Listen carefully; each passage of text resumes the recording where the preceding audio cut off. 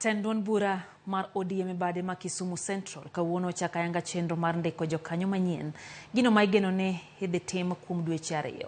Jad bura ma Kisumu Central Joshua Ron mano otelo ne chenro no wacho ni gidwa wuothe dhot ka dhot e wards duto 6 mayudre od bura mar ndiko jokanyo.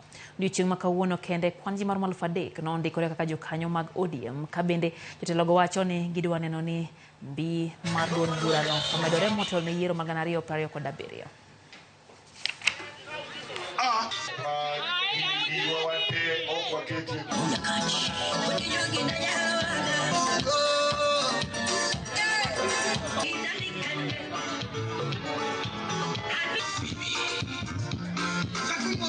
Kaka jatelo patron mar ODM Kisumu Central e bora ilamolo dinga jakom nyo wacho chien kacha ni nyaka wa register miyo kaka an nakoni party nyaka register u register koso ku register wabiro keto joma register ji mawuothe dhot ka dhot wuothe ang'owa dhot ka dhot adwa kwayo ji duto te koluwore gi office mar jaduong' mamarwa Dr. Joshua Ron ma en mbunge gi leadership duto te mag elected leaders and non-elected leaders ni mondo when it comes to party matters wariwre wabet gimoro achiel.